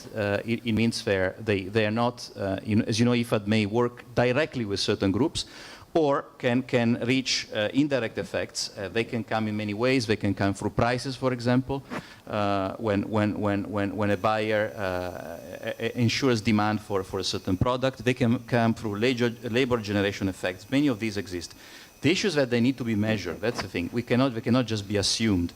In many cases, we assume that certain effects will come either through job generation. They may come through better prices, but this needs to be monitored and checked, thought through at the beginning of a project conception. That's what we mean also by the theory of change of the project, how the project is going to generate its effect, through what mechanism. This is the key word. And then those need to be checked, need to be verified that they exist. Do they exist? How big they are? How many jobs are we creating for whom? And then, for example, in terms of job creation, are these jobs that require certain educational level or not? This also as consequences for the poor effects of a project. So it's important to think that the way in which projects generate the effect is not necessarily linear. It's more complex, and they work through a lot of multiplier effects. We need to know what the mechanisms are, and we need to make sure that they exist. We need to check that they verify that they're playing out. Thank you. Over here, there's a microphone heading your way. Yeah, okay, thank you very much. Very interesting. I already placed 3 questions, but this time it's more directly. It's not a question, but a comment. I know this issue of targeting is very key, and we need to come back to the reflection made by Kevin at the beginning. And that's the key thing I'm getting from here. How IFAD investment in the member states, beneficiary country, ensure growth and this redistribution. It's very essential. We are having interesting learning here at IFAD HQ. The problem is the member states. Because from the recent discussion I have during the CSP, when I raise some of the topic, the reaction is saying, IFAD is dreaming too much. How you want this You are saying you are targeting poor people, you are targeting this category. How can you do that? And this is very key. And we need to think about it. And that's how beneficial member state country receiving the investment they are thinking. So the question is how we go down to ensure better learning, analytical part of reflecting what we can achieve better results. This is very important for me. Thank you. Thank you. And I think that also goes to the importance of government commitment in the targeting being successful. Does anyone have additional or want to add to that? Halida? Maybe, sorry, I don't want to monopolize the mic. Just to react to what you're saying, I think what we need to take into consideration is closing the knowledge loop. Because, I mean, at the division level, we do it. Maybe we need to do it more and across IFAD. I have an example, for example, here for Turkey, where we had matching grants 50-50%. And we realized that there is an elite capture. Next project, we made sure it was pro-poor, 20% only of contribution, with the great support of the government, which is now implementing it in the poorest areas of Turkey. So, but we need to systematize it. I think this is a great comment you made. Thank you. Yes. Let's start with the question in the front here. There are a lot of questions coming up now, so we'll take a couple at once. Thank you. I just wanted to say I really appreciate that we're looking at the targeting guidelines, because I think one very big phenomenon now that we're confronting is demographics and migration. And this is really important for us because in many of the countries that I've worked in the rural space, what's left is aging population. We shouldn't expect that we're going to reverse and we're going to turn these people into economically active producers on the ground. So, and the youth are out in the big cities or have left these countries. So I think we really need to factor this in when looking at our, future progress. Thank you. Thank you. And Matteo at the back.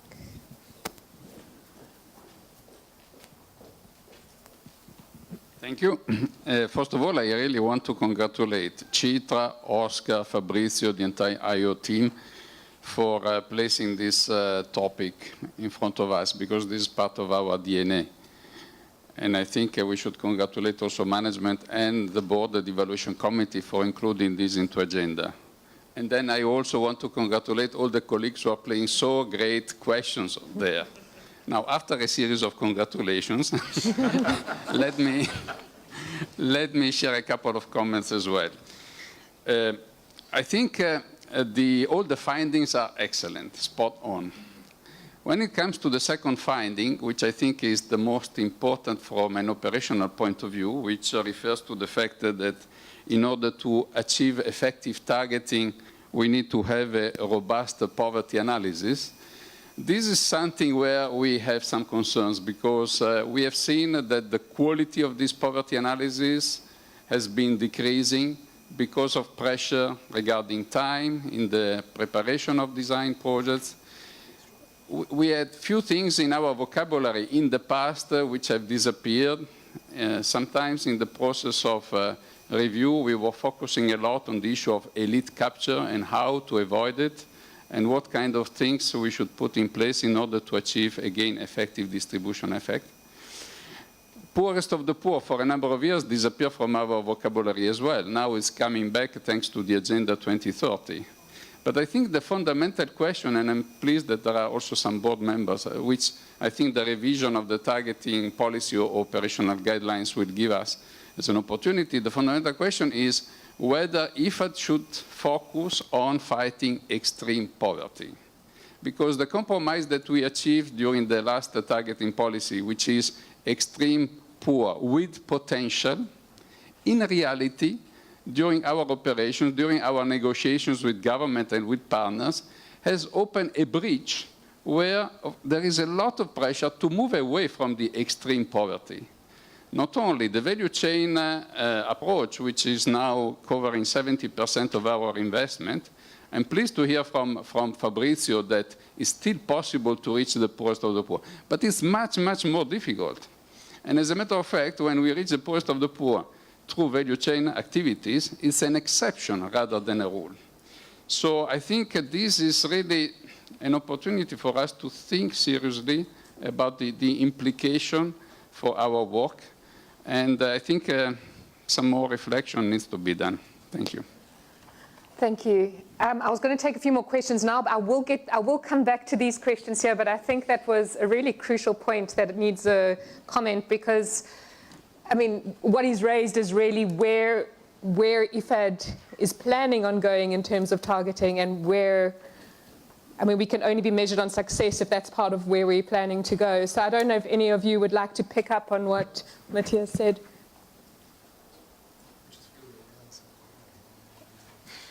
Okay, enough that there'll be a revision of that. Okay. All right, let's go back to the questions. Yeah, over here. Thank you again, and congratulations to IE for the wonderful exercise. Just two points, one on IFAD machine and one on how actually to do stuff on the field.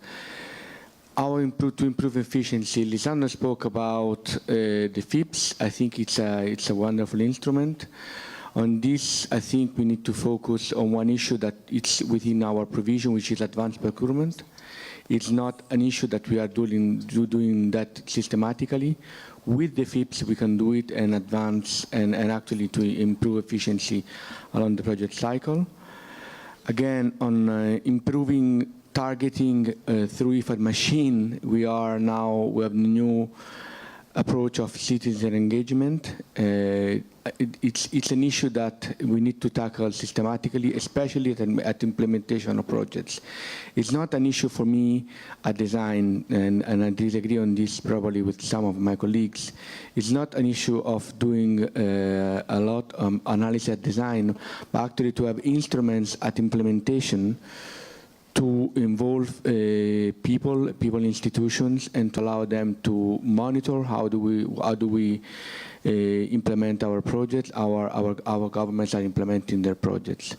This is about IFAD machine. On the more fundamental issues about targeting, it's about, Kevin spoke about the issue of redistribution. I think it's important to probably rethink about policy engagement on two fundamental issues. One is about the issue of improving access and control over natural resources. We don't engage enough, I think, on policy engagement on agrarian reforms, which are fundamental to address poverty imbalances. And the second one is about productivity differentials with food imports. This is an issue, price incentive is an issue, and we don't tackle that in our approach on policy engagement. Thank you very much. Thank you. There was another question here. Thank you very much. I think this, is it on? Yes. Yeah, okay, thank you. I first of all want to thank for this interesting meeting. And I think we should look very carefully at the two, or what it says on the screen in front there, learning and targeting. I think that is a key, and that is what we have to discuss. And to me, learning is actually measured by change of behavior. And I think in this ARRI report, there is a lot of learning to be picked out from on the targeting, and that is a key. And to be quite honest, I have followed IFAD for more than 30 years, and quite closely now for the last 5 years. And every time that we discuss the ARRI, is referred to, oh yeah, but that's old data, look at the ARRI, it's much fresher, we have no change, we have no seen the light in the tunnel. But I don't believe it, to be quite honest. We have to be we have to take, and I think also management have to take a much more serious look at what is actually the recommendations in the ARRI. And the trend is down-going, and that is something that we will have to look at. And Mattia said it, and I very much agree with what was said by Fabrizio. But the issue is, in my opinion here, when you look at the performance, it's measured towards actually what was the intention of the project. And of course, if it takes time, okay, so put that into the project document. Let's be honest in the design. But there is a lot of points and recommendations here that goes to the design of the projects. And of course, if you compare with the World Bank, etc., they measure against their design. But it's clear one of the learning that should be picked out of the 2018 ARRI is that the design is not good enough, and targeting is actually the reason why IFAD is there from the beginning. It's why it was created, because it was not, there was in the mid-70s dissatisfaction with the targeting of the World Bank, the targeting of the FAO, and that is why it was created back in 74, 75, and came into operation in 77. So, and if IFAD is not able to meet the donors' expectation on that, well, a lot of more and more donors will not see that there is a need for IFAD. So I think this is a seriousness of the targeting that we are discussing. And let's say coming back, for example, to the gender thing. Okay, the present gender strategy is quite new, but the gender issue, as I talked on this on the last executive board, it's not a new issue.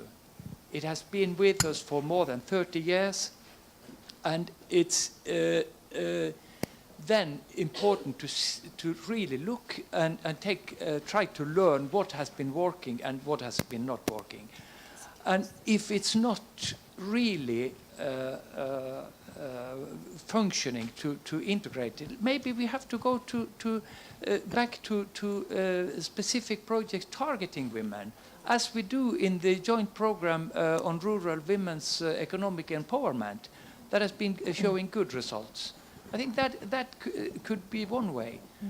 And there was also another thing that is quite important that is touched upon here, and that is the relationship with the government. I very much agree with what was said by the gentleman to the right here, that this is a fundamental issue. And there's one thing in actually the ARRI report that looks a bit strange, but of course, because it said, this goes when it comes to co-financing. Co-financing partnership may boost performance in this area, and partnership with government is another indispensable element for implementing programs, etc. I find it strange to talk about partnership with the government. The government owned the project. IFAD is a lending agency, and they should lend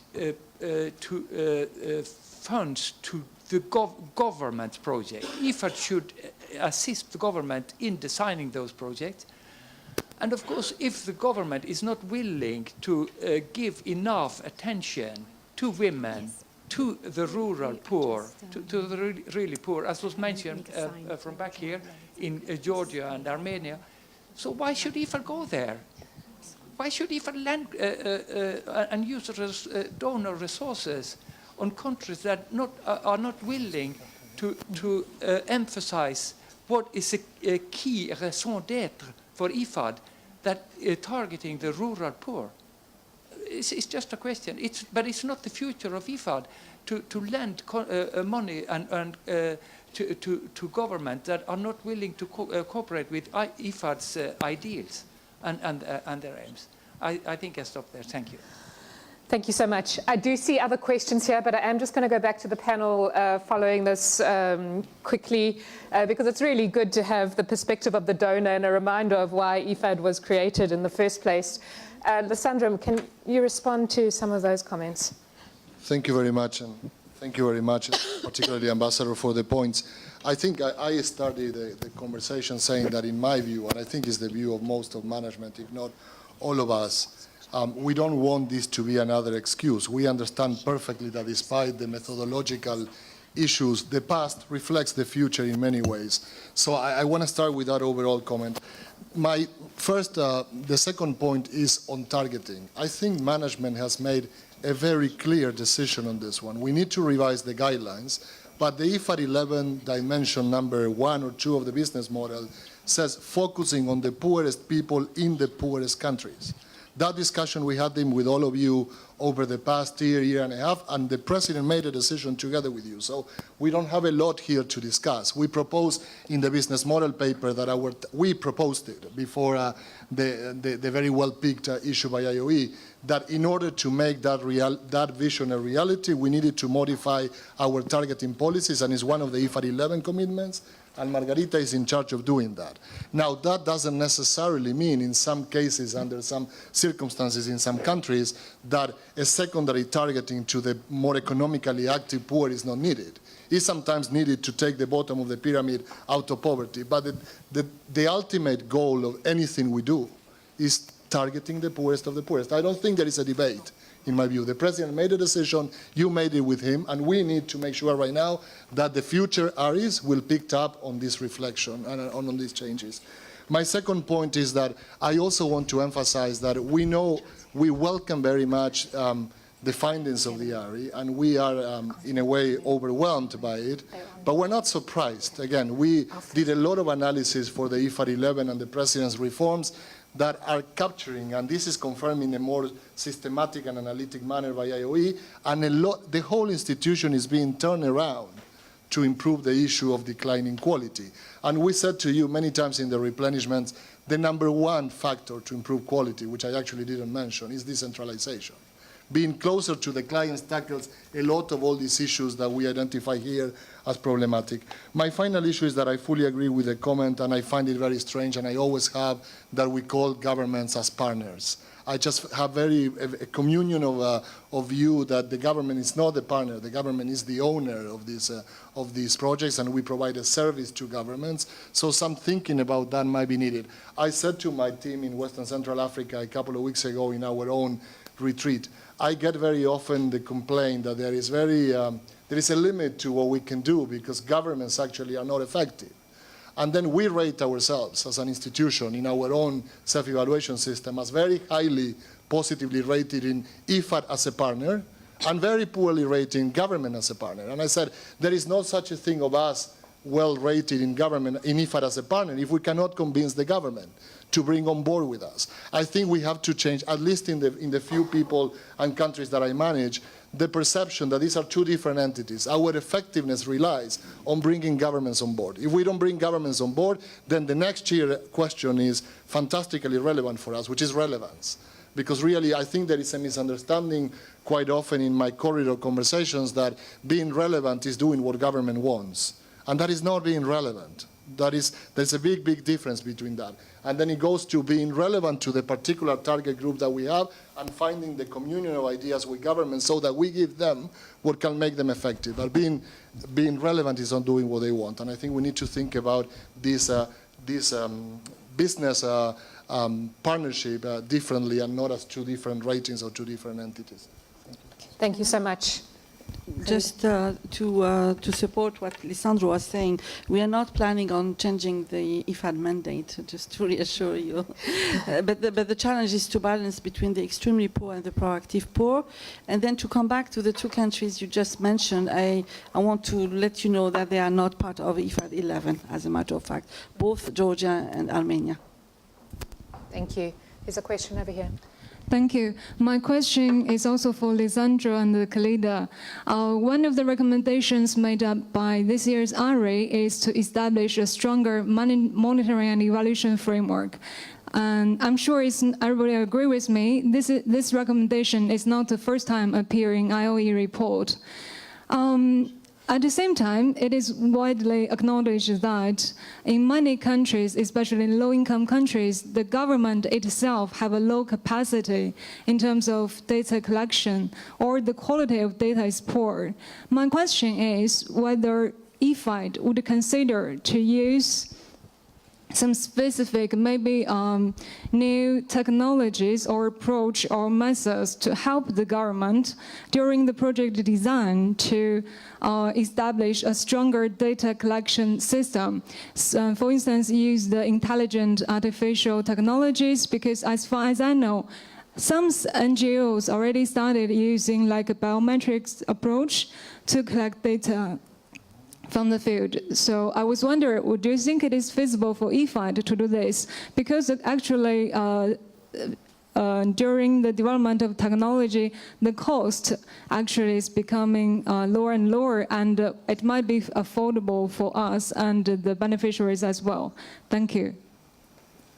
Thank you. I also believe that Cameroon is online and has a question.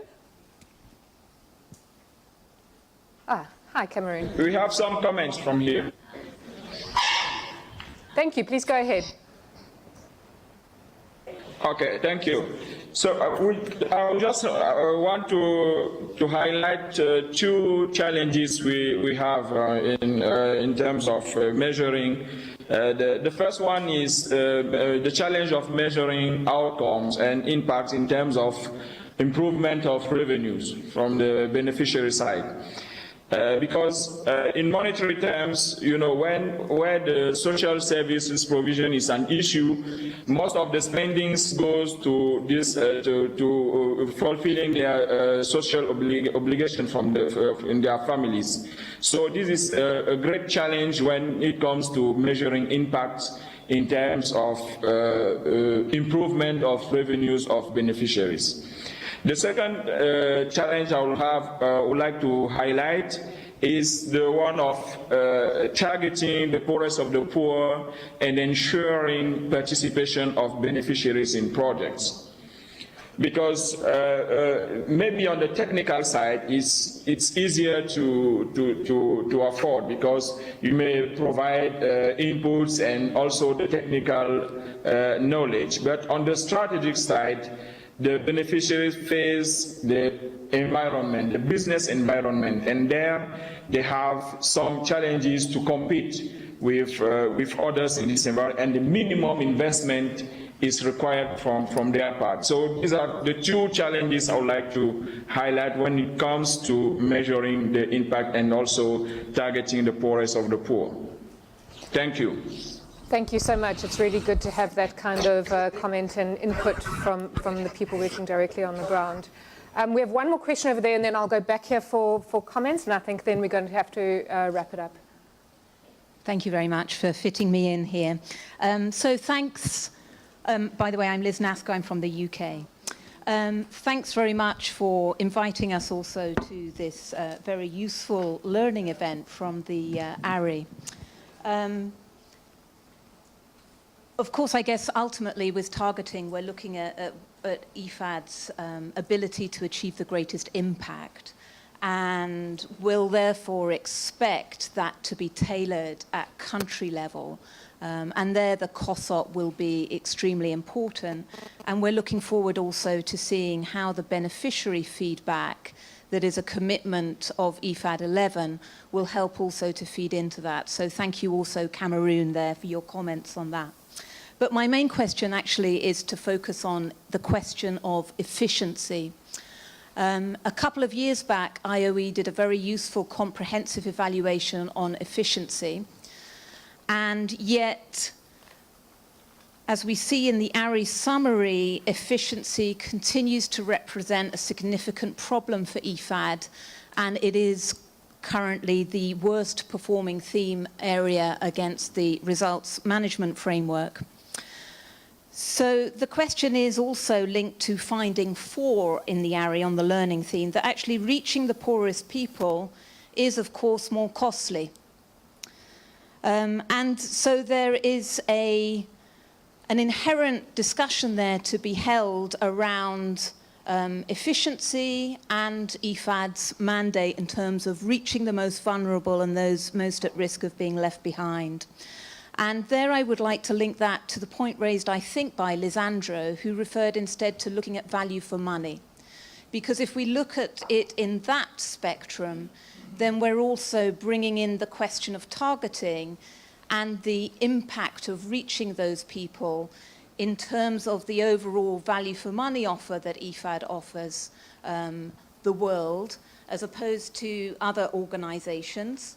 And then maybe we'll see a little bit of a nuancing between what IFAD does and other organizations do, and avoid perhaps some kind of, or at least get a more accurate picture of that offer and of IFAD's efficiency if we were actually to take into account the mandate and the targeting issues that IFAD faces. So it'd be helpful to hear your views on how you might be able to use an increasing focus on value for money to capture that. Thank you. Thank you so much. I think it's a great point to end off with as well. So I'm just going to go to each of you, and maybe Lissandro, we can start with you, and if you could also address the question about using new ways for data collection and supporting the government's capacity in that, in your answer. Thank you. Thank you very much. We are pleased that we all have very easy questions to answer in this audience.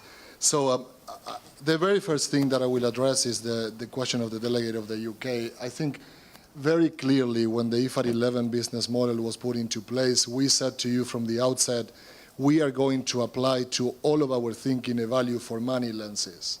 And a value for money lenses is not being cheaper. It's actually embracing the complexity of our target population and our target results and trying to see what is the best way to do that. For that, we committed to the UK and everybody in the replenishment that management, starting in IFAD 11, was going to put in place what we call a value for money scorecard, which is a series of indicators that are grouped around the 4 E's of the value for money concept: efficiency, effectiveness, economy, and equity, so that management on a quarterly basis can review this data and make strategy decisions based on the different trade-offs of all of these E's, because all of them actually have a lot of tensions and require decision-making to move forward. I believe this commitment is to be operationalized. It started in April next year and will certainly bring a lot of reflections and food for thought to operationalize the concept of value for money. Now, very clearly, and this is why I said the value for money concept is better than efficiency, because in the E of equity is where we put the center on reaching the poorest countries and the poorest people within those countries, and therefore that cannot be necessarily the cheapest option. But we need to find in the overall other aspects of the business model room of resources and rooms in terms of times as well to deal with this population. And this is why one of the examples, I have many that I can give, but IFAD 11 agreed with you that instead of working on 110 countries, we are going to work on 80 countries so that the resources that we have per country, both the PBAS resources and the administrative resources, are bigger to really reach the populations that we want to reach. So that's the first question. And my second issue was on the technology, which I agree very much. Now, the reality there is that you know very much right now we have 3 flagship capacity building operations with government with the support of IOE to build M&E capacity in governments was something that we proposed in the development effectiveness framework, and we recommitted in IFAD 11. These are the Prime, the Avanti, and the delivery units. Grant more than $10 or $12 million being dedicated to that. And certainly that can lead to the better adoption of technologies. There are a lot of opportunities in climate, in many areas. But I want to say something to you. One of the realities is that for the first time, we have the first group of M&E officers from 80 countries already certified that went through all of our training, really world-class training that we do with the World Bank and others. And we did a survey of this population, the people that ultimately are giving us the data to measure the SDGs or IFAD's reporting to the donors. We learned that only 30% of them, in all the projects in which we work, have any degree or any formal training related to monitoring and evaluation. We asked them different questions, and 80% of them said, I have never heard of the word theory of change. 75% said the indicators that we use are never, ever reviewed by anyone but you. Our project management never uses anything like this. So we can put technology in place. But unless we fix the actually rotten basics that we have in monitoring and evaluation, the technology will be there for you, but it won't be there for them. And I think that what we want to do with monitoring and evaluation and the SDGs is that governments consume the data so that they make their own decisions and meet course corrections to move forward. So we can be sure that we will be looking for opportunities, particularly Margarita. Halida has pioneered the GIS in her region, but we want to fix the basics as well, because otherwise it's simply adding things to the Christmas trees without making really any impact. Thank you so much. We're really short on time, but I'd like to give each of you just a chance to sum up and any kind of reflection you want to make on any of those questions we've received today. Thanks, Johan. I think in the interest of time, for me, I think the three key messages that are coming here are the importance of the targeting guidelines, and definitely it's a lot of work for all my colleagues in the division, but also from the rest of the House. Then the great importance of capacity development. Sometimes we are thinking a lot of ourselves, and we have the Operations Academy, and IFAD staff has to change mindset. But in fact, we have to go back to the roots. And we need government commitment. We need local commitment. We need beneficiaries to have a voice. Therefore, we need to ensure that capacity development is also at the local level. And furthermore, from the discussions and recommendations that came here, is the policy engagement. What is the type of policy engagement that would help us really deliver our mandate better? I think we have the discussions on land tenure and access and control of natural resources management. So it's a big challenge on how we move the next step on the policy engagement. And I think we are already very committed to do this. But again, with our resources, it's going to be limited. And just one extra point, of course, on the data management. For us, it's extremely important. It's helping us a lot to start the GIS system, which is a very easy system that we are using, to ensure that what the government said they are going to do, they really do it. Because if we don't have the monitoring systems above the earth, we cannot really count how much restoration of land, how much water management. So for us, it's already very important, and we have already started doing it in many of our projects. Thank you. Fabrizio, some closing comments from you. I would like to come with a sort of positive message in the end, which is the following. We should, in a way, reverse the way we think about targeting, which is, yes, we know it requires investment in analysis, it requires capacity building in the government, it requires many things, but it is possible. So let's start from this. It is possible to reach very, very poor households, and it requires first determination and the management drive towards, and then it requires a number of investment, but it is not something which is impossible, and you have to see in this optic. And also, if you look at it's a matter of if you look at I was looking now at the definition of the last policy, which says those who are able to take advantage of opportunities to be offered. Who are those who are not able to take advantage of opportunity offered? People maybe in their late 80s, in their 90s, perhaps. Even people with some permanent illness would be able, if given the right opportunity, to take advantage of it. So really, who are those who cannot? Very few in reality, very, very few. So we have to start thinking in this way. We have to start thinking of the poor as able, as extremely innovative people within the constraints they have to face. And I think it's the sort of reverse conceptualization that we need to have. So it is something which is possible. It will require some cost, some investment, but it's something which can be done. Good to have a final positive comment. Khalida, last question. Sorry, maybe I try to be as positive as you. I think the key message is for me that we can, targeting is very important, and I sincerely think that IFAD has the ability to give greater impact. And this can be done only with the government in the driving seat, with also beneficiaries' feedback. And we talk about policy, but policy comes from the top, but it has to be from the bottom as a participatory methods. One more thing is on the innovation. I think this has proven to be very useful on the georeferencing, because we were able to go where we would not be able to go in fragile situation countries.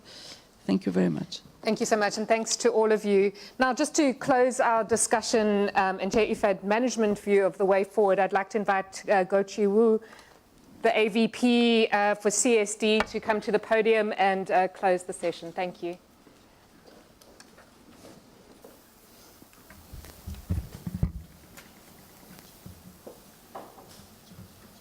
Thank you. Distinguished members of the board, no need for this one.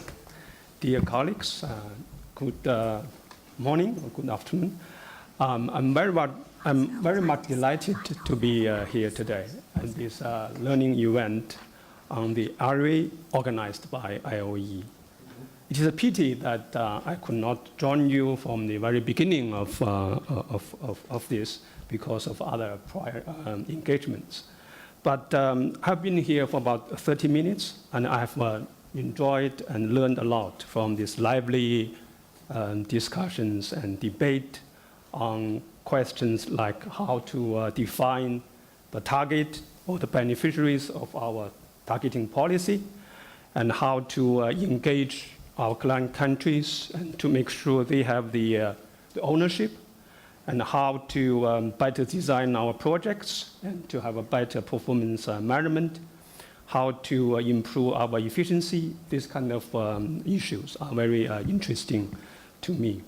So on behalf of the senior management, I would like to extend sincere appreciation to IOE on the important role they have been playing in helping IFAD achieve better development effectiveness and institutional efficiency. As IOE's flagship report, the ARRI is highly valued by management and also, I believe, our governing bodies. And along with the report on IFAD's development effectiveness, which is right, a self-evaluation report done by the management both enhances our credibility, transparency, and effectiveness.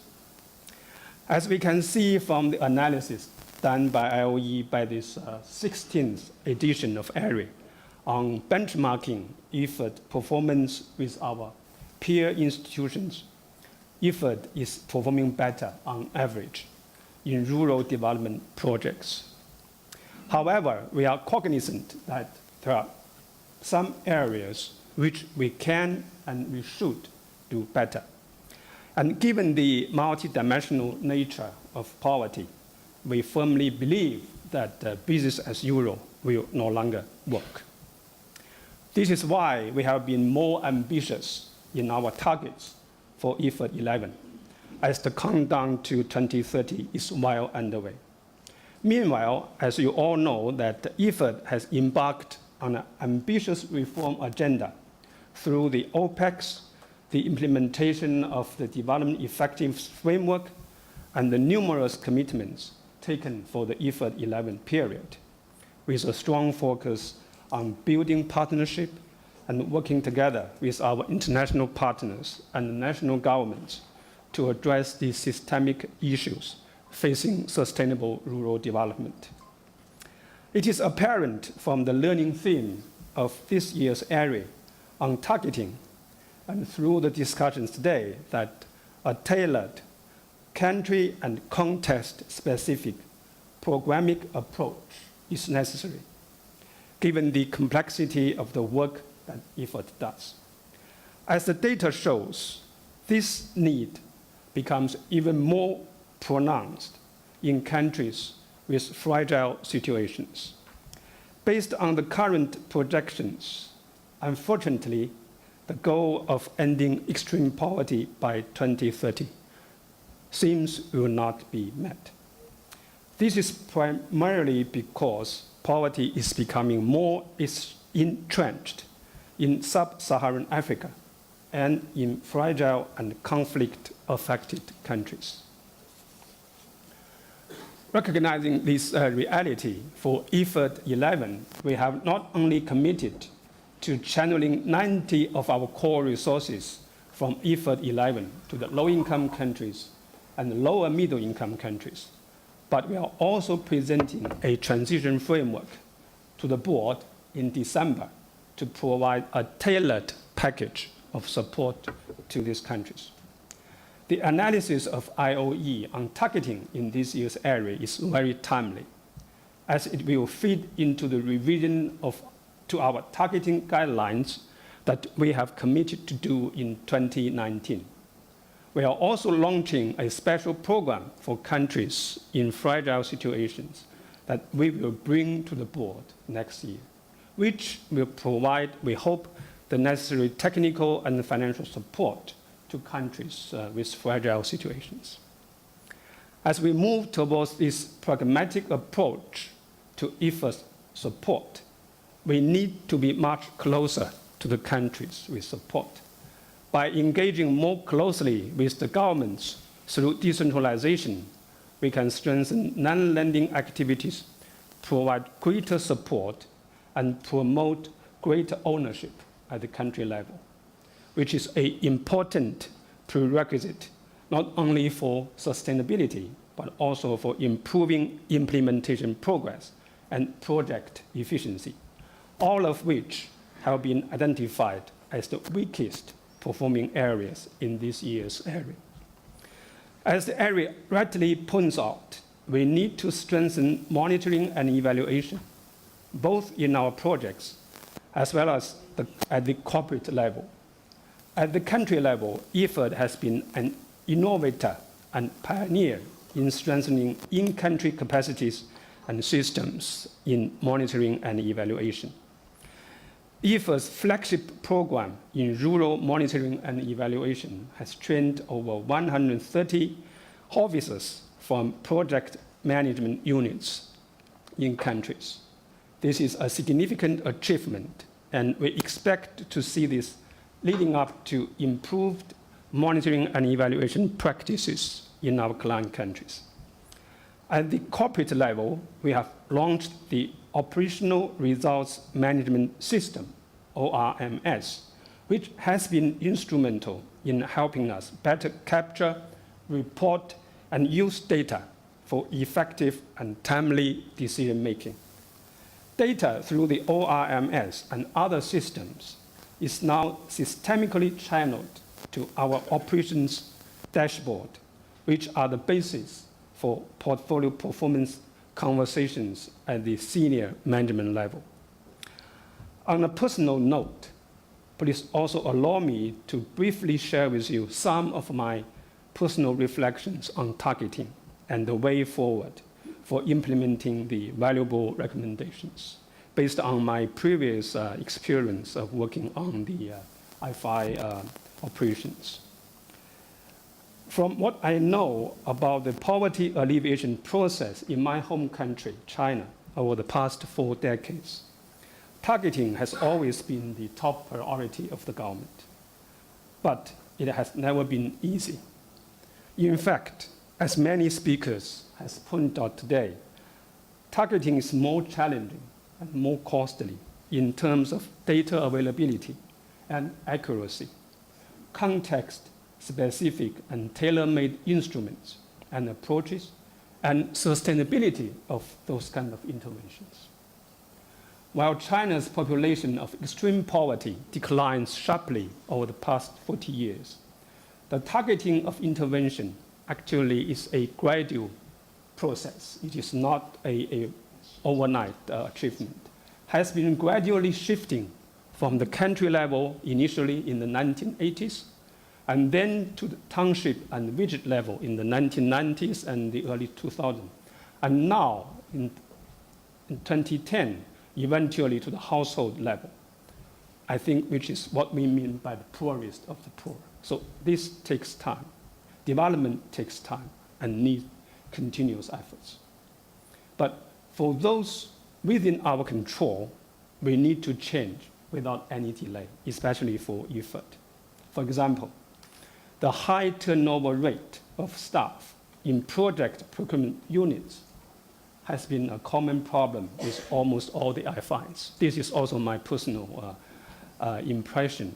We have been pushing very hard to the IFADs. Please keep the project officers for some time, not change every year. And for this, it is my personal belief that we should try our best to limit our staff turnover, at least during the project implementation stage. I don't know whether my colleagues agree or not, but this is my personal impression. For those, we need to work together with our client countries. We cannot do by ourselves. Let us find out innovative solutions rather than just taking the either-or approach. Say, for example, the case of Georgia, which was mentioned just now, which I also detect from the materials, that it seems that we are supporting those kind of wine companies, which we are not supposed to. And now we have to move to the poorest of the poor. Personally, I think we might not take that either-or approach. For example, what we do in China is to link the leading agribusiness companies, the so-called dragon-head enterprises in Chinese, with the cooperatives and households through the raw material and labor force supply contracts. This will ensure the sustainability of the project, financially, economically, and maximize the development impact for the beneficiaries. So I've been struggling to understand our mandate in IFAD, targeting the poorest of the poor. It means that we only work with the poorest of the poor, or we can work with somebody else, and then eventually we support the poorest of poor. I think this is a sort of open question. My answer to that is we should be open. This is my very preliminary understanding. Because as I understand, this is exactly what IOE argues for finding a balance between the market-oriented and the poverty-focused projects, if I'm right. Okay. In Chinese, we have a saying to the effect that the more you love somebody, the more critical you tend to be. We are always critical to our family members, more than to other colleagues or friends. So I would like to see the unique role of IOE from this perspective, and be always open to their constructive criticism.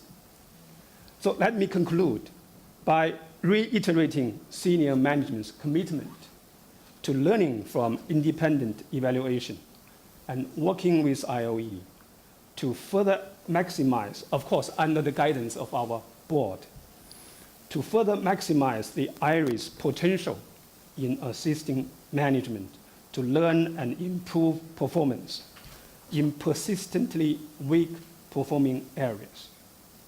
While 2018 has been a year of transition for the organization with a number of ongoing reforms, which are challenging, I should say, we believe that the strengthened business model for IFAD 11, the specific actionable commitments, and the significant progress in the implementation of the development effectiveness framework will together improve IFAD's overall efficiency and effectiveness, and leading to better performance and development results in the years to come.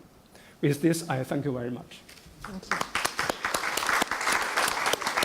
Thank you so much. I'll leave the very final words of farewell to Oscar Garcia, Director of IOE. Thank you very much to all of you to go show for the excellent final words. Thank you, Kevin, for enlightening us with your overall view of the context. Thank you to the board members and IFAD colleagues in the country offices and here. As you know, IOE is committed to learning in addition to accountability, and I think this occasion has been a good example of what I would call a Platonic dialogue. As you know, in a Platonic dialogue, you are not debating to see who is right and who is wrong. You just pose questions and try to find collectively the answer. And in that sense, we know that addressing our targeting priorities is not easy. And therefore, it requires the collective effort of the different divisions, of the different departments, of the different stakeholders, of governments, to walk in this journey together. We have seen how important targeting can be for enhanced impact of IFAD operations, for its effectiveness. We have heard a very strong message from management and their commitment to work for the poorest of the poor and try to find that balance that has been lately referred to. And we know that the how is really the question. And for the how, we are aware that we need more disaggregated data, and that for that, we will need to work very hard in enhancing our systems, and that it's not only a matter of design, but as many of you have pointed out, also of implementation. And therefore, what will be the role of supervision missions in ensuring that our gender targeting strategies are in place? All in all, we aim to promote a change of behavior for the improvement of our organization and the fulfillment of its mandate. Thank you very much for your presence here, and have an excellent day.